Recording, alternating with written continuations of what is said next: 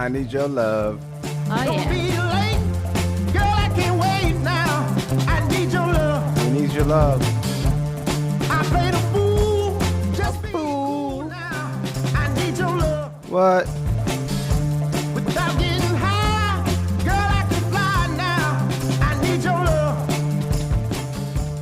So I try. Oh, man, this is a good song. Yeah, Curtis Harding is pretty awesome. Yeah, like, I feel like I just recently kind of discovered him. Yeah, same.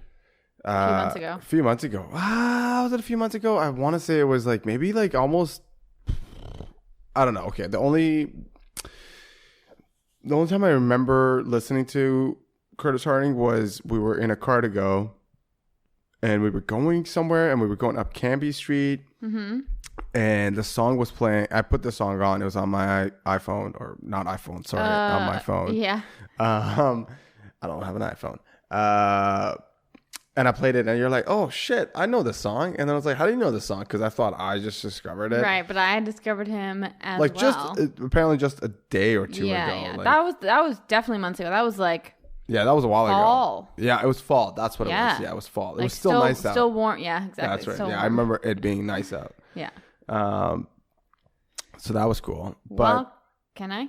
can I do it? No, Can go, I do it? Go right ahead. You do Welcome back to Shift Face Podcast, everybody. it. No, You can't get that right ever. how does it go? Fam, fam, fam. Yeah, you got it. Welcome back, peeps. It has been, not gonna lie, it has actually been about a couple of weeks. No, it's been a week since we've recorded. It's been a couple weeks since we've released. Oh, sorry. Yes, I thought you said 8 weeks at first. I was like, 8 No. weeks? Oh, wow, time flies. No. No, but yes, it has been a little bit of time since we've actually recorded and also released. We've been kind of busy. I've definitely been busy. A lot of shit has been going on with me, and it's all mostly work related. And I think I have it figured out. I think. I think you do. I mean, I'm pretty positive you do. She's pretty positive, I do. But before we get into all that, am I going to do it? I think I'm going to do Well, it. before we get into all of that, let's settle in here. What first things first, Tony? What are we What's up? drinking on this podcast? You know what? I think I'm doing a little. It's a little cop out for me because I think I've had this drink before on That's fine. the podcast. That's not a rule. No, I guess it's not. I'm having the I feel Powell. like I've done that already. Okay, probably. Yeah. Powell Brewery's sour, dry hop sour called Contradiction.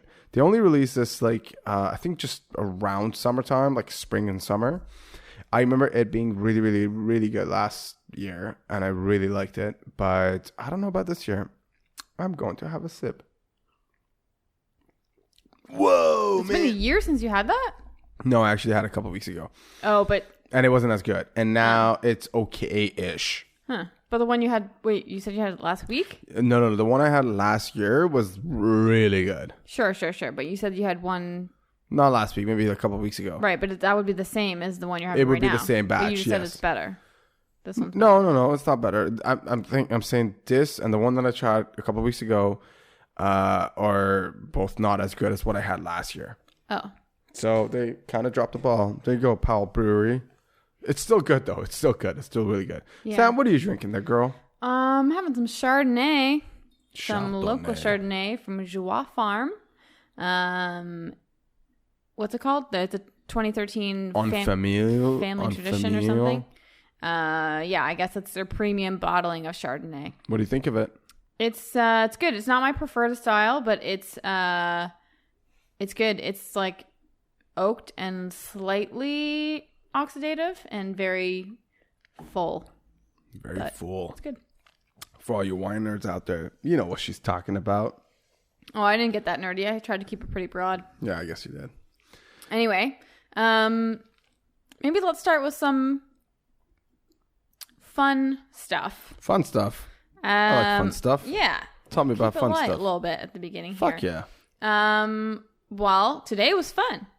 Today was fun. You know what? I worked all day. However, in the morning, I started my day out in a very, very interesting way that I haven't done before. and I did it with you. We went to a world-class bartending competition, which I've never been before. And as a trained bartender myself, I found it fascinating. It was super cool.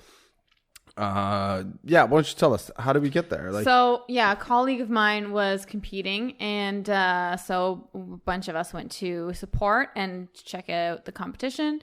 So there are a dozen competitors who have already passed through 2 levels of judging, I guess. Yeah. And you were telling me about that. So the first level is a Skype interview. Is a Skype interview, and the let me get this straight. Is you have to show your personality. Okay, so you're a bartender, and you want to compete to be a very good bartender. So you would apply to be in this competition. Mm-hmm. And what's the first round? Like, they would ask you, like, you would basically have to, like, the first round would be like an application form of some sort, I guess. I suppose. I don't even think that's a round, but that's right. First step, I guess. Yeah, and I mean, I don't feel like I should be fielding these questions as like someone who knows for sure. I but just kind of roundabout know about it. But the second step. So let's say they like your application. Second step is a Skype interview. The first round, I guess. Yeah. So let's say there's 20 bartenders. Way more than that. I would imagine. Let's say 50 bartenders, for instance. It's a world competition. Like, they break it down into different, like... Whoa, hold on. World class. World competition. Okay, that kind of makes sense. Okay, so let's back it up here. It's called world class. It's a worldwide competition. And essentially, you apply to compete in your city, and then you compete in your region, and then you compete in your nation, and then you compete worldwide. It's like sports, man, with booze. Yeah, exactly.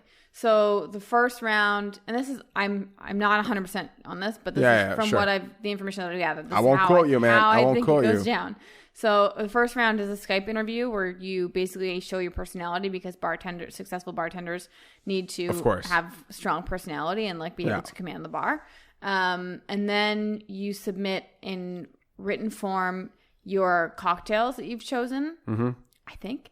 And basically the cocktail competition is you have to have a common theme linking 6 different cocktails. Yeah. The cocktails each have to be different. They have to be unique and creative and innovative and obviously tasty and well-balanced and all these things. And I noticed one thing, it seemed like another important portion of it was having a theme across. I just said that. No, hold up.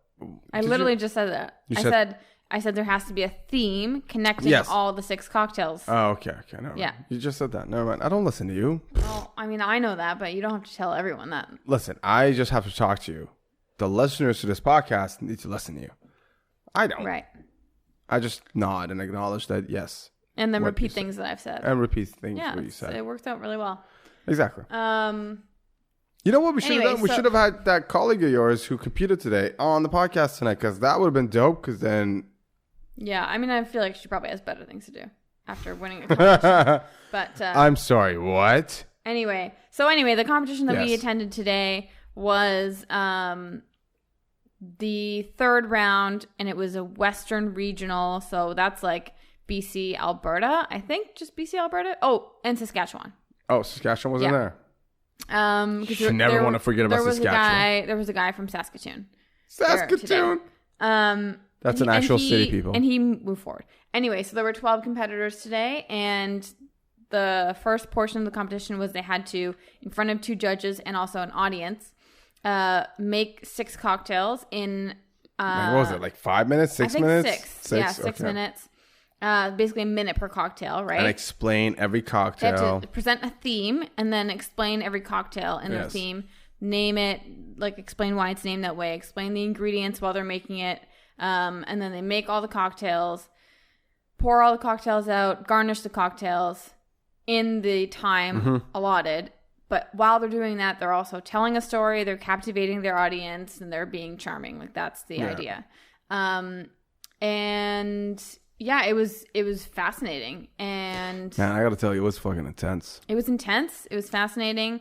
Saw one of the bartenders like fucking shaking. Oh yeah, not only one of them, but it's. I'm not judging here because fuck, man, I would be doing the same thing if I was doing that. Not only are you in front of 2 judges and you've like put a lot of time and effort into this competition, like so much time and effort, but you're also in front of a bunch of your peers and your people, like you getting your picture taken. Yeah. And like, yeah, I can't. People are cheering you and shit. I can't imagine it. It's literally like athletics. It's really like doing a one person. It's a performance, yeah. Yes. And athletics is a performance as well. Yeah. But yeah, it was super cool. And then the second portion of it was making a martini tableside. Wait, what? I wasn't there for this. No, I know. That was the afternoon one that I went back for. I thought your friend did the same thing as she did. No. So make a martini tableside. Yeah, and it was in that little champagne room that they have. Yeah. And so like none of us could be in the room. We were just watching through the glass. So how do you know how that worked? Kind of same thing. You have 6 minutes. So there are two judges who are sitting at a table, Sure. and you have your cart by the table. Mm-hmm. You make the cocktail and you explain like it's they're supposed to put their own unique twist on a martini. And a martini. give a whole story behind it and make it tableside and serve it to the judges. That's an interesting one because you would think that you would have like, you know, your base alcohols, right? You got your bourbon, fucking vodka, rum, whatever. Let's just say you have all that stuff. And then you would hope, I thought that cool way of judging this would be like, let's say we're the judges. And I would be like, oh, okay. Hey, person who's competing here, competitor, I like a drink with bourbon in it, but I don't like it that sweet, and I like smokiness to it. I guess that's different. Like, that's not allowing them to prepare, right? Yes, and that's a good thing. That's how you got a good bartender. It's not a bad thing, but it's a different thing. It's a different thing. Yeah. So the way that they've set up this competition is not like a make me a martini, fly by the seat of your pants thing. But give me a good martini, but make it your way. Make it your own. Yeah. And have a story behind it. Tell me why you made it that way. Got it. I think the main thing about this competition, if I had to just guess or postulate, is the ability to be like a head bartender and craft your like cocktail list kind of thing. You know, it's a world-class bartender. It's not just like, yes, are you a good bar? Can you make me a drink if I ask you? World-class, baby. That's a whole other fucking ball game. So 5 people made it through this round out of the 12 that competed in the Western Regionals. And your friend was one of them. She sure was. And the next level is Nationals held in Montreal in May. So that's very exciting. Yeah, it was fun. It was just fun to be there and like watch the competition and be kind of a part of it as a spectator and be a part of the celebration a little bit. It was fun. I really enjoyed it. I'm really glad I went. Oh, yeah. No, I had a very good time, even though I was there for a very, very short period of time. Mm-hmm. Yeah, that's cool. And you know what? Best of luck to your friend on her nationals, and I hope she'll take it. I have all the confidence in the world that I actually think she will take it because she's very, very good at what she does. Definitely. But that's cool. I'm glad you enjoyed your day that way. Yeah. How was your day? I mean, you worked all day. I worked all day. I guess this is the time to break the news to the folks out there. Break the news. Everybody's waiting. The big news. Everyone's been like sitting on the edge of their chairs waiting for this news. I quit my job. And I feel kind of weird about it because I don't really know because why. I attach a lot of emotions to it, I think. It's one of those things. The job that I have right now, the job that I actually quit it's a great company. Great people that I work with. And it's got a lot of fucking potential. Like, I mean, a lot of potential. This is like one of those companies. Like, imagine if you were a manager at a McDonald's when McDonald's had only 2 stores. And you were up there and they were telling you, hey, man, like, we're thinking of moving you to head office. And this is when McDonald's had 2 stores. That's how I kind of see it. Because the company that I'm with right now, which I'm quitting, is... You're not quitting. You quit. I quit, yes. It's just... It's going to take over the world with restaurants one day. I know it. I know it will. The owner is young and very calculated. He makes very, very good decisions of which restaurants to start.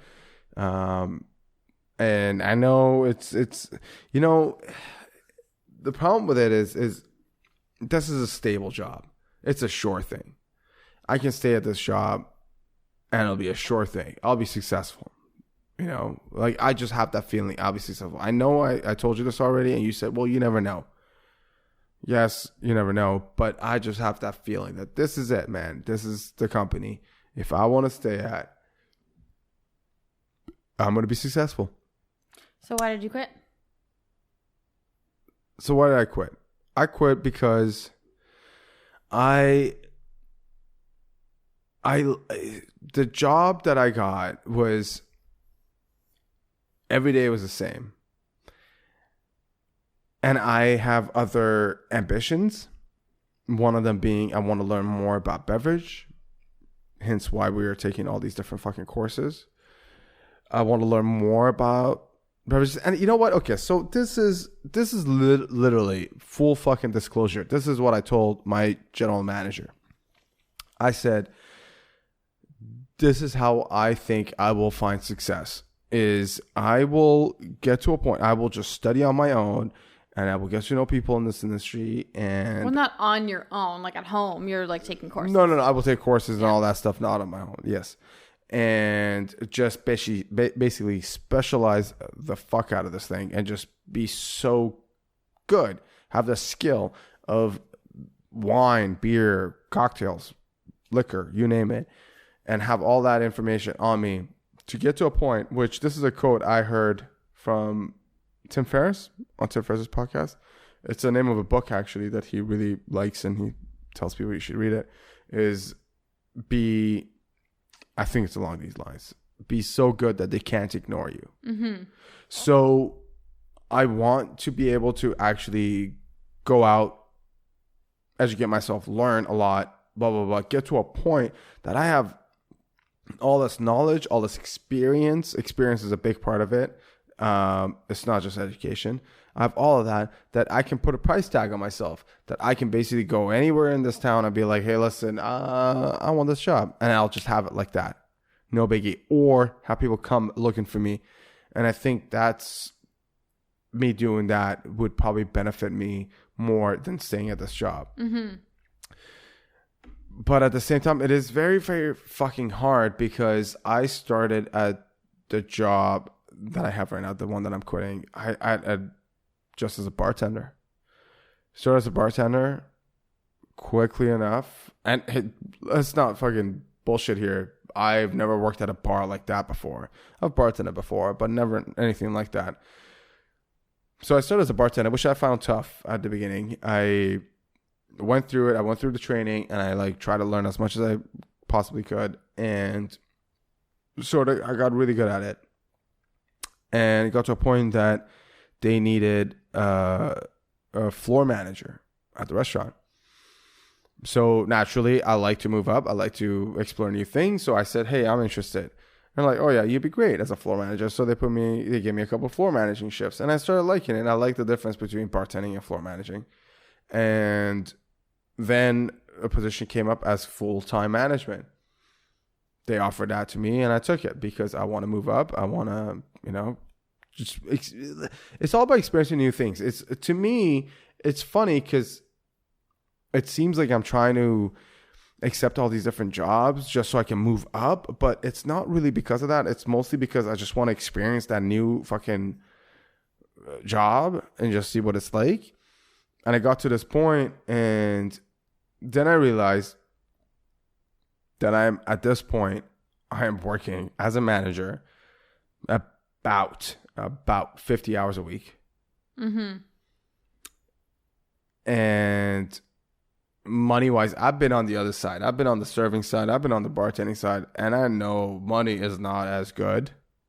So that has something to do with it. Money is not as good as a manager. As a manager, yes, because you just make more money as a server.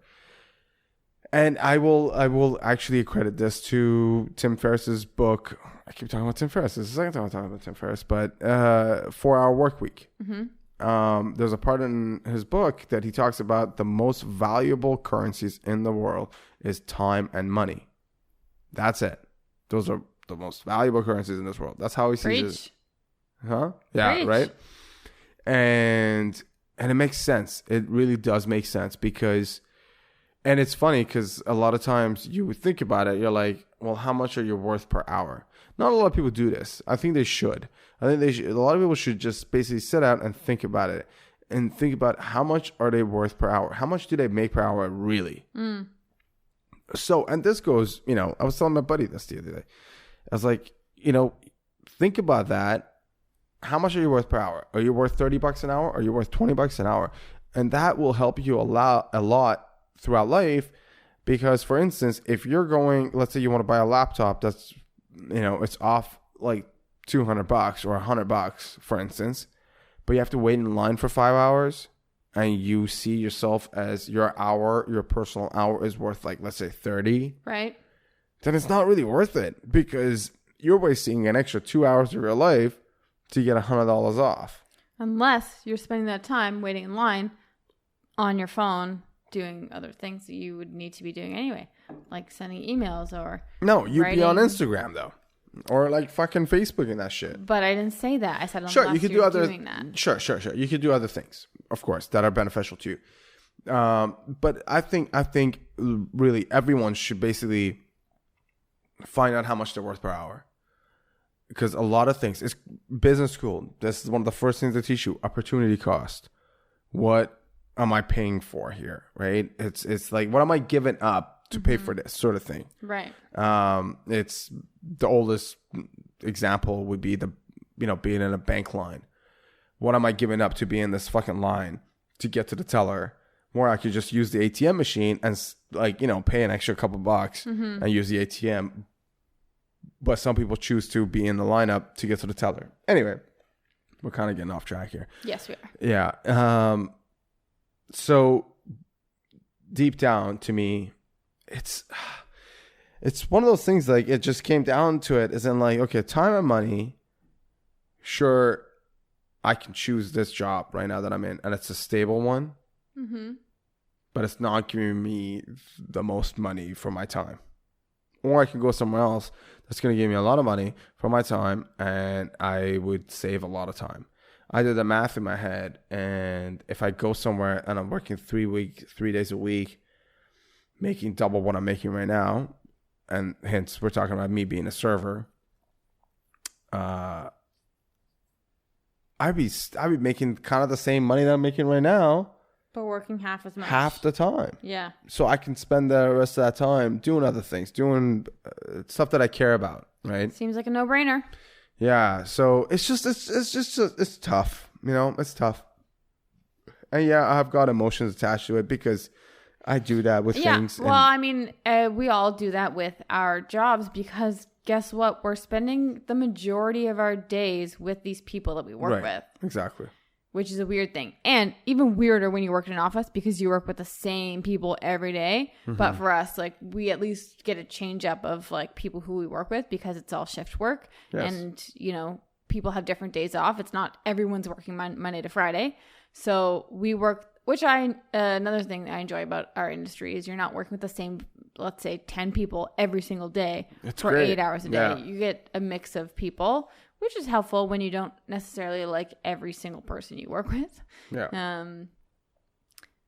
But yeah, sorry to sidetrack that. No, I was just saying that it's natural to attach emotions to our jobs because we spend so much of our time there, and we get attached to things when you spend so much time with them or with people. So it's nothing. It's hard, right? It's hard to. Yeah, it's not easy. It's never going to be easy. Yeah. But change is the only constant in life. Who said that? I don't remember. You don't remember? Like Gandhi or some shit? or some shit. Sorry, Gandhi.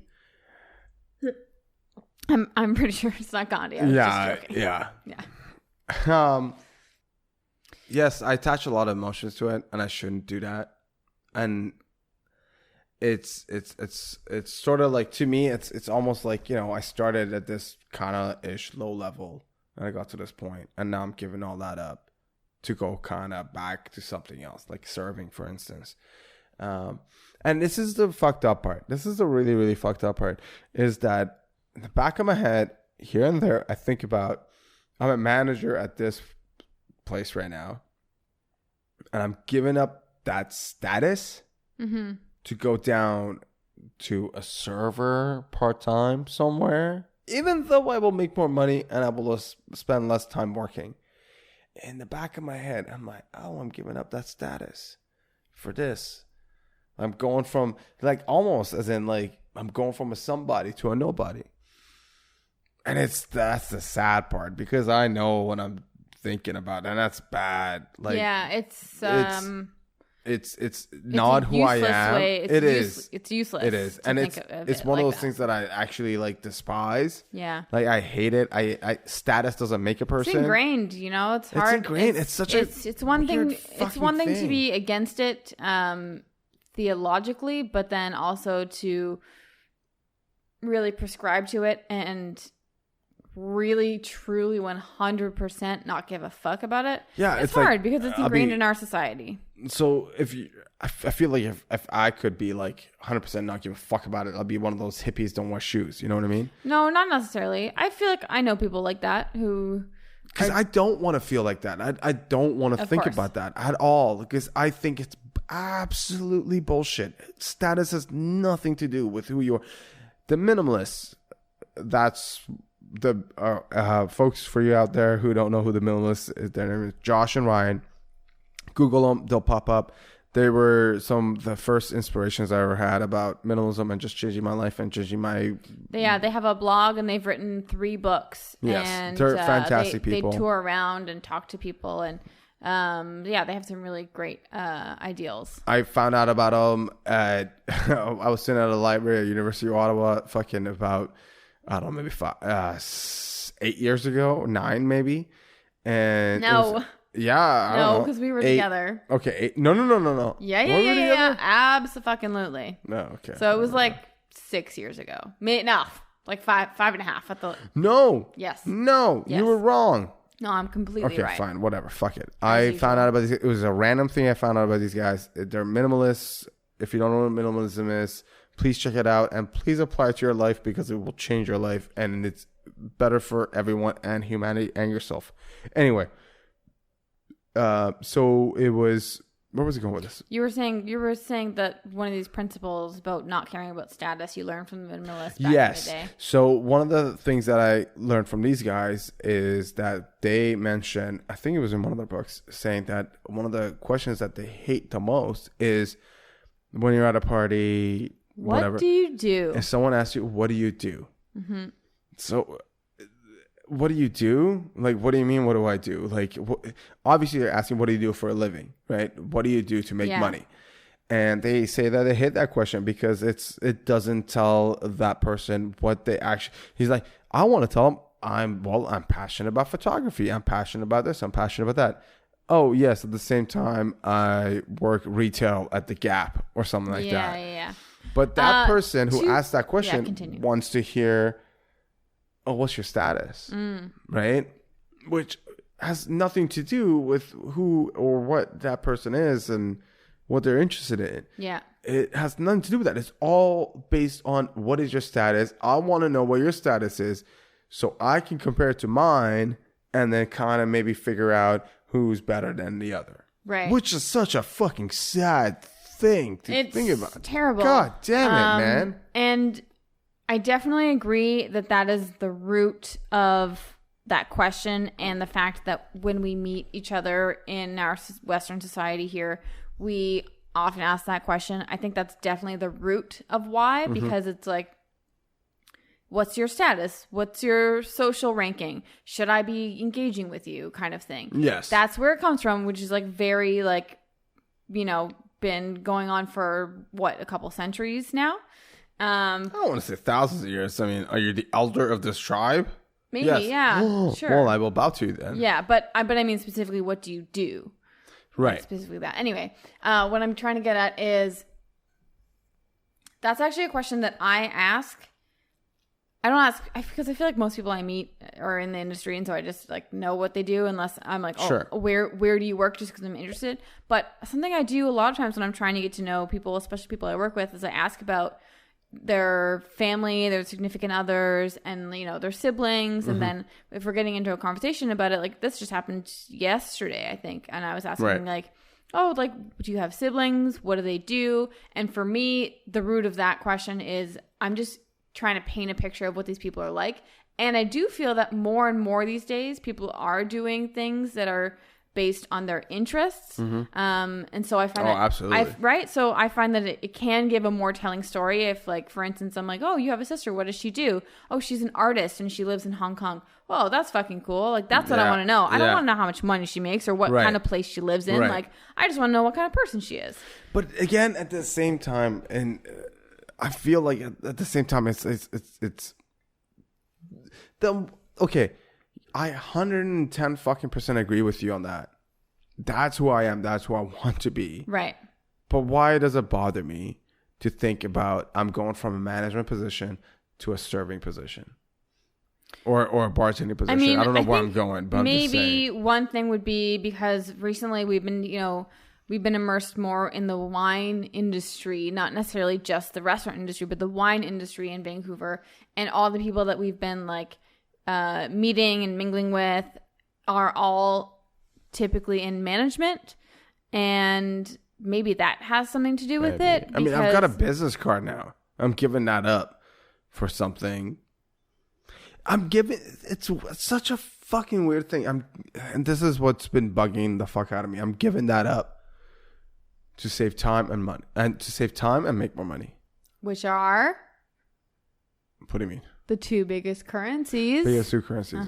Yes. Also, if I may put this out there,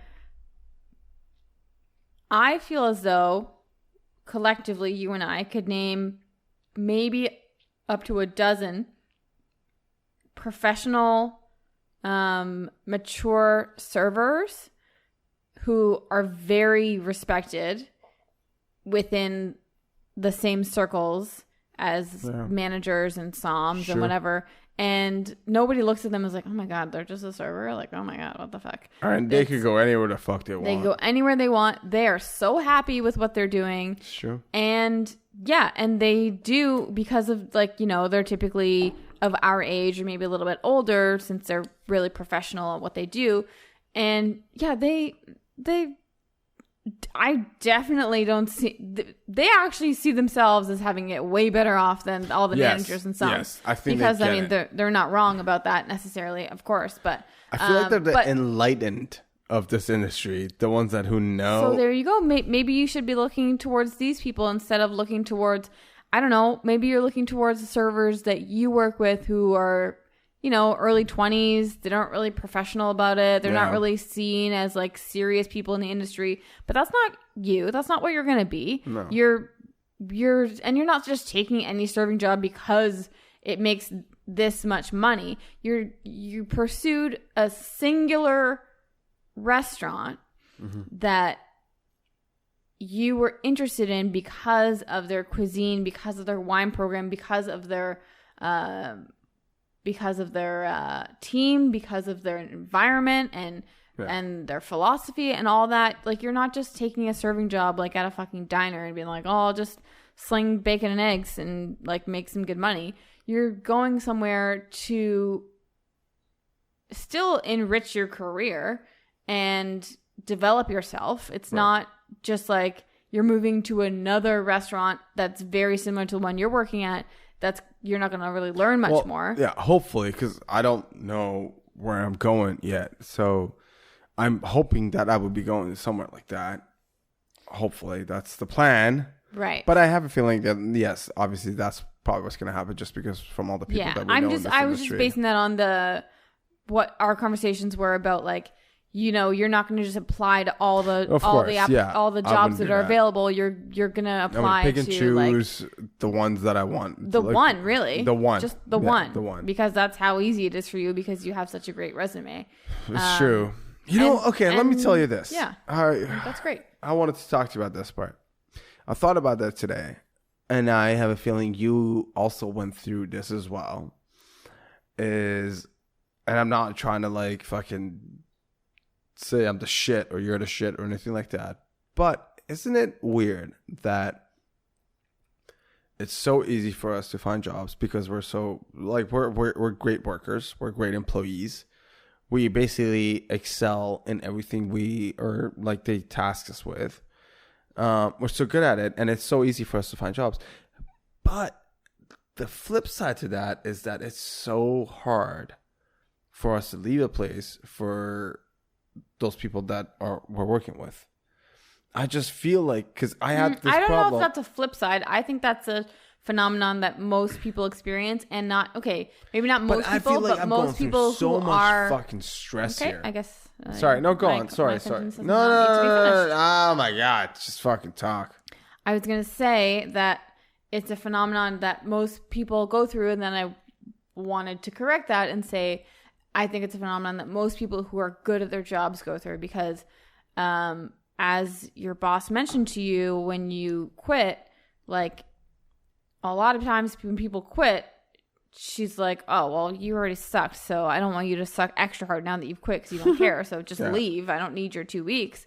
But that doesn't go for people who are very good at their jobs. And so people who are very good at their jobs obviously have greater attachment to those jobs and to those people because those are the people who form good relationships with their superiors because they're good at the job and their superiors like them, right? Yeah. So I think that you were relating that specifically to you and I, but I think that it's probably true for anybody who's a good worker, who's good at their jobs, and who develops relationships with their superiors, and that's got to be anyone who's good at their job.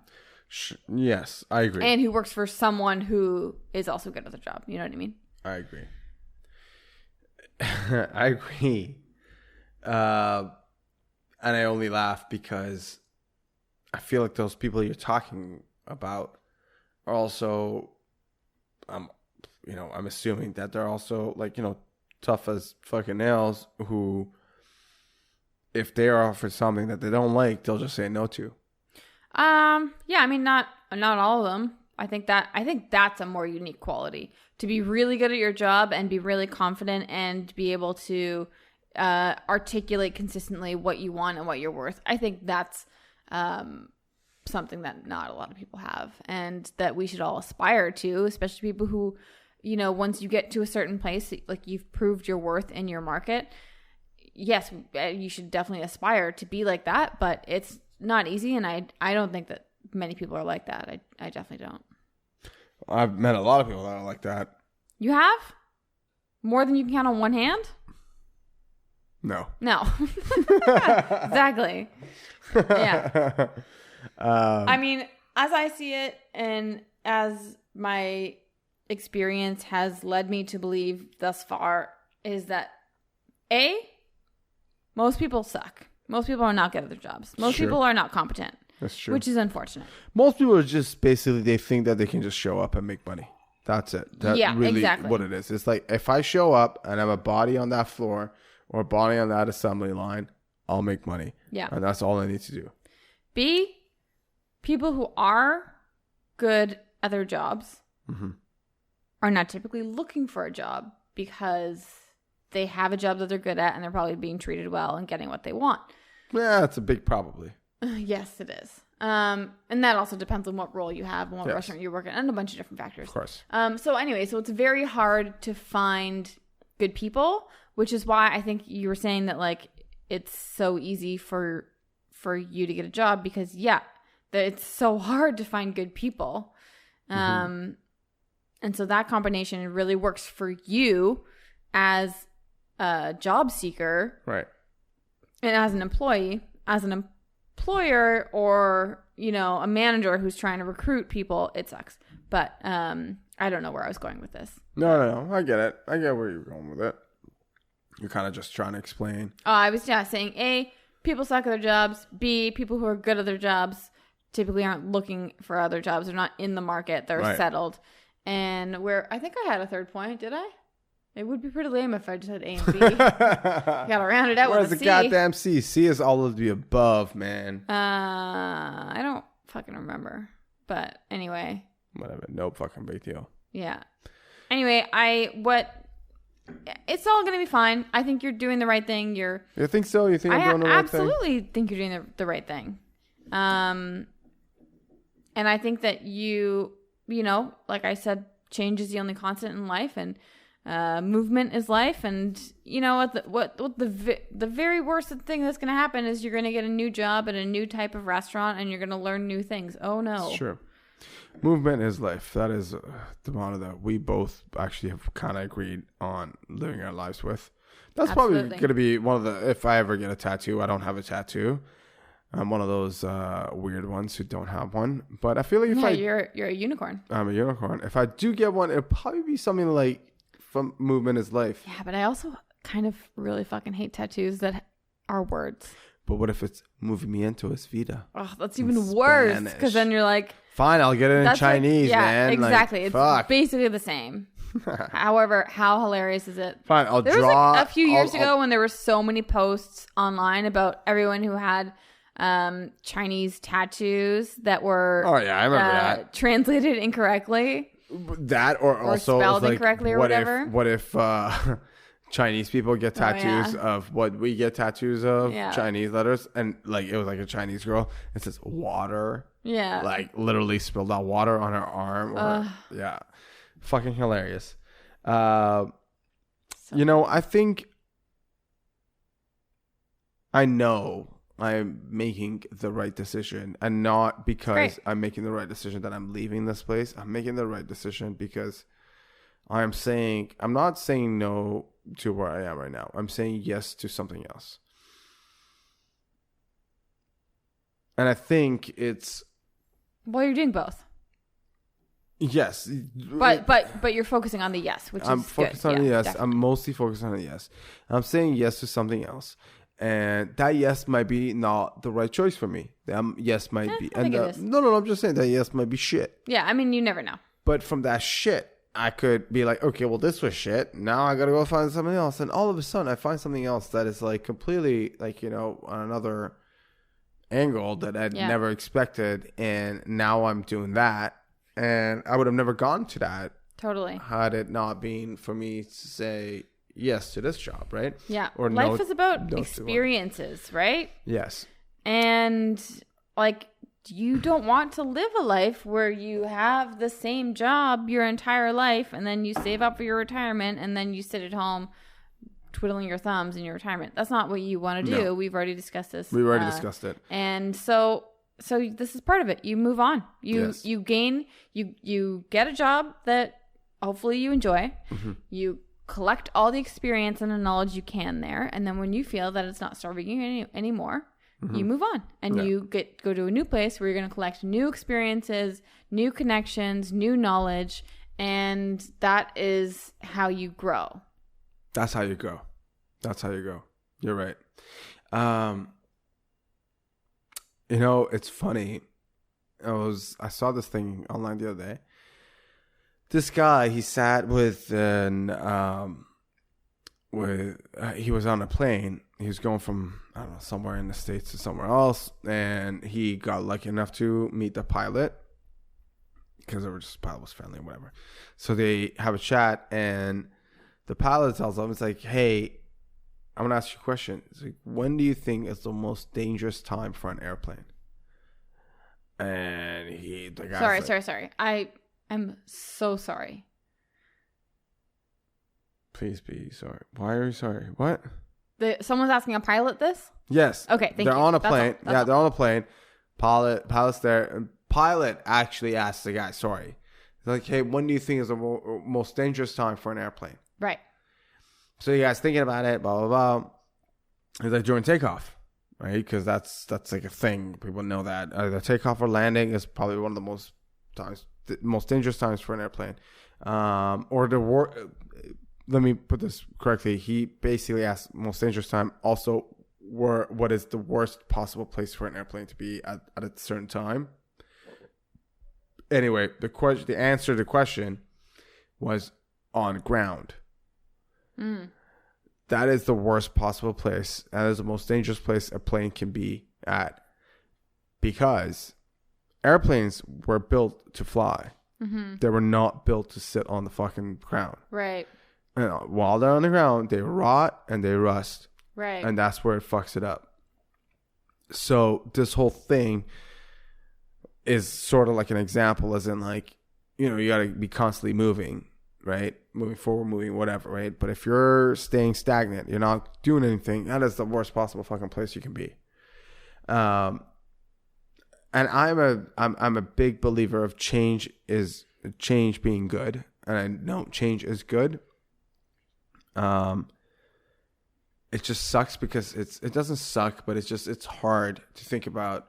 Is I know I'm changing shit, but am I changing it for better, or am I changing it for the worse? But either essentially, way, what you're saying is it doesn't matter. It doesn't matter, and at the same time, I think what's really important, and this is really important for like everybody out there who are thinking about making change, is actually have self-confidence and believing in yourself, not believing in the environment or the atmosphere, just believing in yourself. That you can adapt. Or if it doesn't work out, fuck it.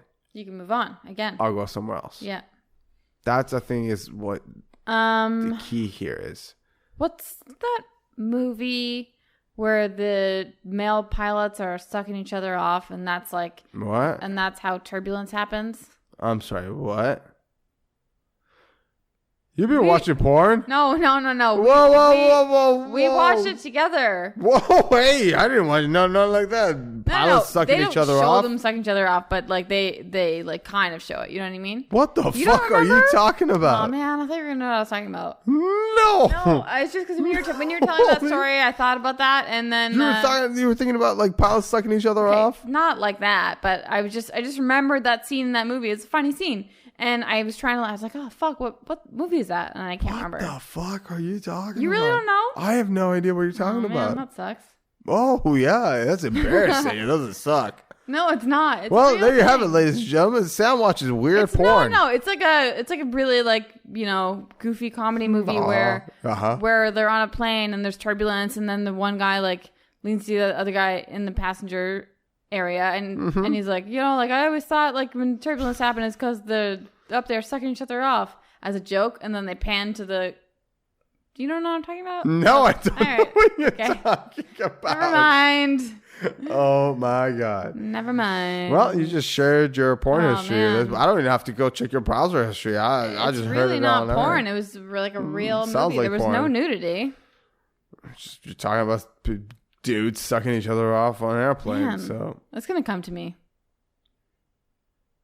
Is that come? Okay. That first of all, it took you too long to think of. You were not quick enough with that. No, I wasn't sure if I should say that. Anyway, back to what I was saying. I thought we were done with that. I don't know, man. It's been bugging me, man. I guess, but I feel like you've articulated everything that needs to be articulated.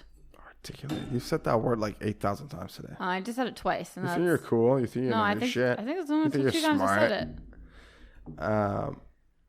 One thing that has stuck with me, I heard this actually 2 days ago, and it's like constantly on my fucking mind. It was on listening to Rogan's podcast. He had Henry Rollins on. Very interesting person. If you don't know who he is, check him out. He's very, very fucking interesting. And he had the story about David Lee Roth. I think I told you about this one. David Lee Roth, the dude from Sabbath.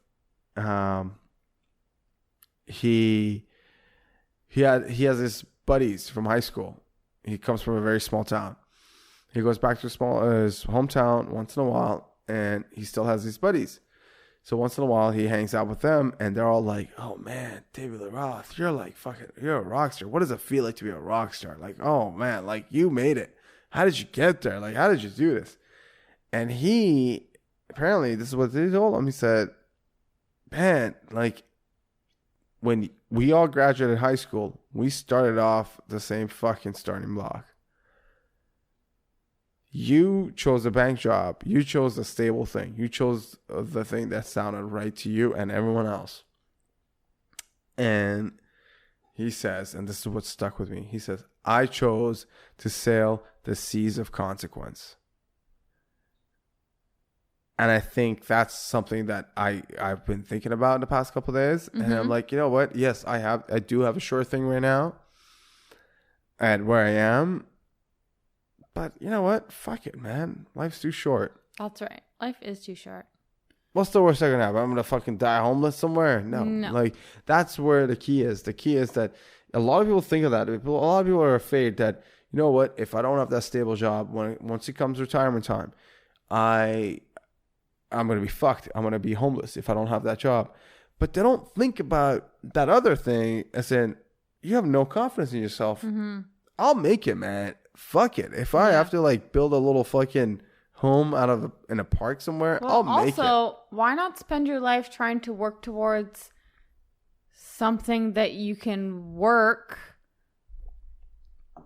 at, something that you really enjoy, so that in your quote unquote retirement years, you can still work, but doesn't even feel like work because you've spent your life working towards this point where what your work is what you actually want to be doing with your time. Yes. So you're still getting income. Yes. You know what I mean? Like, yeah, absolutely. As opposed to, okay, I'm going to lock into this job that I hate for 50 years and then I'll just sit at home. Think about that, what? man. Think about that. That's fucking horrible. Yeah. I don't know how people do it. And it sucks. And I don't know. If you're listening to this and you're in one of those shitty jobs, man, fucking leave it. Get out of here. Get out of here. Get out of there. Get out of here. Not worth it. Not worth it. Life's too goddamn fucking short. So, I guess we've resolved your issues then. You feel good? I feel good. Yes. Good. I'm going to make that decision.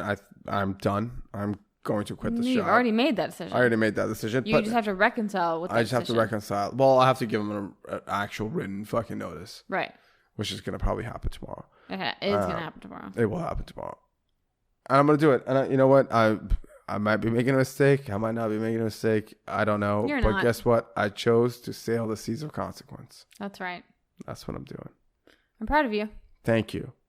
Well, coming up next week, I'll be out of a box talking to you folks.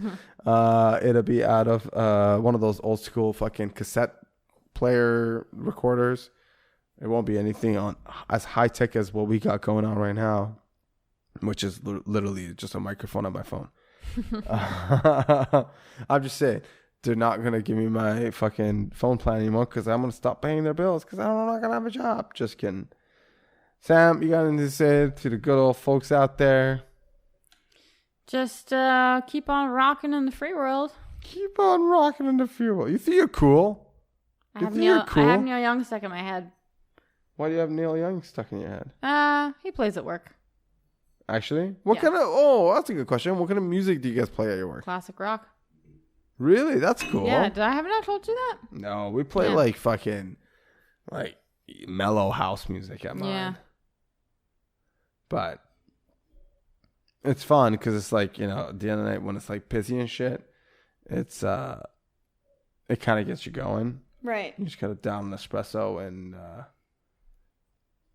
you're good to go. Well, thanks for listening, peeps. We'll be back in a week. Yeah, we'll be back in a week after this one, and you can find us online. We got our website up, shitfacepodcast.com. We're on Spotify now. That's a new one. Yeah, we're on Spotify. We're on Google Play, iTunes, Stitcher, TuneIn. Fan. Oh, I got it. Yeah. Kind of. Check us out if you haven't already, which you must have because I'm talking to you. You know it. So, Sam, music to end this one episode with. I was thinking about, you know, summer's coming up. It's getting close. This is one of my summer songs that I like a lot. Lay it on me. By a classic fucking musician. We all know who he is. He is also a popular actor, musician. Childish Gambino? Sure. No, not okay, really. I'm gonna be sure. It's either yes or no. It's a no. Okay. Childish Gambino wishes if it was him. And LL Cool J. LL Cool J. Interesting choice. Ice Cube. Ice Cube. What? It was a good day. No. Sorry. Wait. Give me the clues again. Oh, okay. Summer. He's an actor. He acts. Famous. Okay. He acts, but he's not an actor. He's a musician and an actor. Okay. Well, I said he's an actor, and you're like, he acts. No, he's an actor. So he's an actor, and he's no. He's a musician. Actor. And he's a musician, and he does summer music. It's doesn't do Drake. Oh my god. Yo, I got that the other day. Someone from fucking the kitchen at the restaurant said something to me in like Korean. The fuck? And the other guy like translated. He's like, he says you look like Drake. Oh, cool. All right. I guess I look like Drake. You don't at all. I think it's the haircut. Yeah, definitely. But even still, no. It's not my light skin. Like compared to Drake, I'm not very light skinned, but I'm just saying compared to Drake, I'm light skinned. Yeah, I guess. And that sounds like I'm like light skinned black, but I'm not black. Drake's pretty light skinned. Anyway, well, I don't know why. He used to be on a wheelchair, man. Yeah, I know. That's why I said it. He's an actor. All right. This is bothering me. So is he a rapper? Could be. I'm not gonna give you all the. Well, I want to get it. You want to get it, or do you want to just listen? Give me one more clue. Okay, I'll give you one more clue. I'm gonna give you. Okay. Fuck. No, I can't give you that clue. That'd be a good one. Yes, give me the good one. No, that'd be an easy one. What can I say? I would say, okay. He is, and one of the things he's done, motion picture wise, this includes TV, movies, whatever. Yeah, spit it out. His nemesis's name is Phil. What the fuck? Yeah. Fuck off with that. Hey, whoa, language. Garbage. Fuck that. I hate that. Calm the fuck down. I don't want that clue. Give me another one. Christ. She's so angry. I'm so mad. That gives me nothing. Okay. Oh, here's a good one. Thank you. And I know this one only from you. Okay. I might not even be fucking true, but you're the one who told me about this. If I said it, it's true. Okay. He is in an open relationship with his wife. Will Smith. Bring it.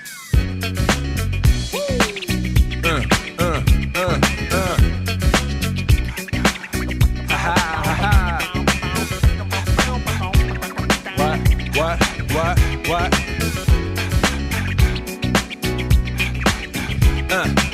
On your mark, ready, set, let's go. Dance floor pro, I know, you know, I go psycho when my new joint hit. Just can't sit, gotta get jiggy with it. That's it, now honey, come ride. DKNY, all up in my eye. You got a Prada bag with a lot of stuff in it. Give it to your friend, let's spin. Everybody looking at me, glancing a kid. Wishing they was dancing a jig here with this handsome kid. Sick a cigar right from Cuba Cuba. I just bite it, it's for the look, I don't light it. Ill way to ammo on the hand, stay on play. Give it up, jiggy, make it feel like foreplay. Yo, my cardio is infinite.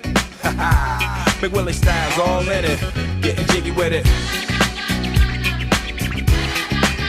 Getting jiggy with it. Getting jiggy with it. Getting jiggy with it. What? You on the ball with your kid? Watch your step, you might fall trying to do what I did. Mama, I'ma come close side in the middle of the club with the rubber dub. No love for the haters, mad cause I got floor seats at the Lakers. See me on the 50-yard line with the Raiders. Met Ali, he told me I'm the greatest. I got the fever for the flavor of a crowd pleaser. DJ play another from the Prince of this Shore Highness. Only bad chicks riding my whip. South to the west, to the east, to the north, but my hits and watch them go off or yes, sure. And you don't stop in the winter order. Summertime. I makes it high, getting jiggy with them. Getting jiggy with it. Getting jiggy with it. Getting jiggy with it. 850 IS if you need a lift. Who's the kid in the drop? Who else? Will Smith. Living that life, some consider a myth. Rock from South Street to 125th. Women used to tease me, give it to me now nice and easy. Since I moved up like George and Wheezy, cream to the maximum, I'll be axing them. Would you like to bounce with your brother that's platinum? Never see Will attacking them. Rather play ball with Shaq and them, flatten them. Like getting, thought I took a spell, but I didn't. Trust the lady of my life, she hitting. Hit her with a drop top, with the ribbon. Crib for my mom on the outskirts of Philly. You trying to flex on me? Don't be silly. Getting jiggy with it. Getting jiggy with it. Getting jiggy with it. Getting jiggy with it.